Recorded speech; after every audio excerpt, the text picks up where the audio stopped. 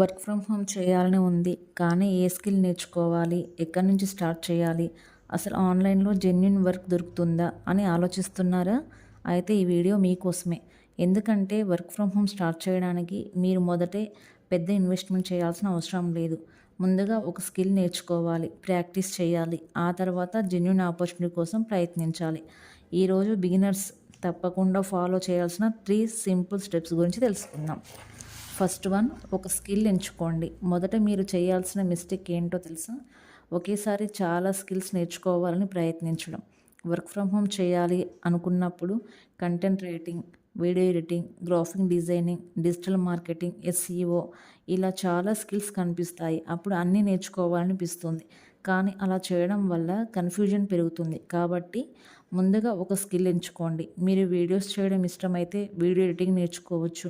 Writing ఇష్టమైతే content writing నేర్చుకోవచ్చు. Social media మీద ఇంట్రెస్ట్ ఉంటే సోషల్ మీడియా మేనేజ్మెంట్ లేదా డిజిటల్ మార్కెటింగ్ నేర్చుకోవచ్చు. సో మీకు ఏది ఇంట్రెస్ట్ ఉంది, ఏది నేర్చుకోవడం కంఫర్టబుల్గా ఉంటుందో దానిని నేర్చుకోండి. ఓకే, ముఖ్యంగా ఒక స్కిల్, ఒక డైరెక్షన్ అండ్ కన్సిస్టెంట్గా వర్క్ చేయడం, ఇదే మీకు ఫస్ట్ స్టెప్ అవుతుంది. మొదటి రోజే ఎక్స్పర్ట్ అవ్వాలని అనుకోకండి. బిగినర్గా స్టార్ట్ చేయడం తప్పు కాదు, స్టార్ట్ చేయకుండా ఉండిపోవడమే అసలు తప్పు. ఓకే, అండ్ సెకండ్ వన్ వచ్చేసి లెర్నింగ్తో పాటు ప్రాక్టీస్ చేయండి. స్కిల్ నేర్చుకున్నంత మాత్రాన సరిపోతుందా? లేదు. మీరు రోజుకు కనీసం ఒక 1 అవర్ మీ స్కిల్ మీద ఫోకస్ చేయండి. అందులో 20 to 30 మినిట్స్ లెర్నింగ్ కోసం పెట్టండి.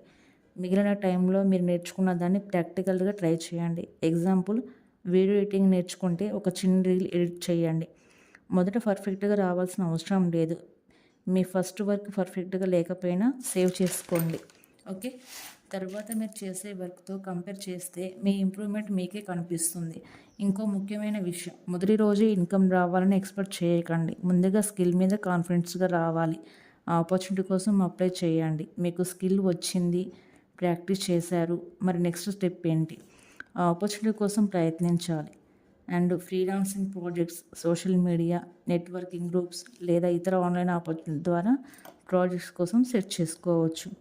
అండ్ థర్డ్ వన్ వచ్చేసి, మొదట పెద్ద ప్రాజెక్ట్స్ కోసం వెయిట్ చేయాల్సిన అవసరం లేదు. చిన్న ప్రాజెక్ట్ వచ్చినా ట్రై చేయండి. ఎందుకంటే చిన్న ప్రాజెక్ట్ ద్వారా ఎక్స్పీరియన్స్ వస్తుంది. ఎక్స్పీరియన్స్తో పాటు కాన్ఫిడెన్స్ పెరుగుతుంది. తర్వాత మీ పోర్ట్ఫోలియోని ఇంప్రూవ్ చేసుకొని బెటర్ ఆపర్చునిటీ కోసం అప్లై చేయవచ్చు. కానీ ఏ ఆపర్చునిటీ అయినా పూర్తిగా తెలుసుకున్న తర్వాతే ప్రొసీడ్ అవ్వండి. Okay, so work from home start చేయడానికి ఈ 3 స్టెప్స్ గుర్తుపెట్టుకోండి. స్టెప్ 1 వచ్చేసి 1 స్కిల్ నేర్చుకోండి. స్టెప్ 2, లెర్నింగ్తో పాటు డైలీ ప్రాక్టీస్ చేయండి. స్టెప్ 3, జెన్యున్ ఆపర్చునిటీ కోసం అప్లై చేయండి. మీకు కెరీర్ బ్రేక్ ఉండొచ్చు అండ్ ఇంటి బాధ్యతలు ఉండొచ్చు, ఎక్స్పీరియన్స్ లేకపోవచ్చు, ఇంగ్లీష్ మీద కాన్ఫిడెన్స్ తక్కువగా ఉండొచ్చు. కానీ ఇవేవి మీ జర్నీకి ఫుల్ స్టాప్ కాదు. ఓకే, ఒక చిన్న స్టెప్తో మీ లెర్నింగ్ జర్నీని ఈరోజే స్టార్ట్ చేయవచ్చు. మీకు ఏ స్కిల్ నేర్చుకోవాలని ఉందో కామెంట్లో చెప్పండి. ఈ వీడియో మీకు యూస్ఫుల్గా అనిపిస్తే సేవ్ చేసుకోండి. వర్క్ ఫ్రమ్ హోమ్ స్టార్ట్ చేయాలనుకునే వారికి షేర్ చేయండి. ఇలాంటి digital skills, work from home career restart కోసం వీడియోస్ కోసం ఛానల్ని సబ్స్క్రైబ్ చేసి బెల్ ఐకాన్ని ప్రెస్ చేయండి. And thank you watching for this video. Thank you.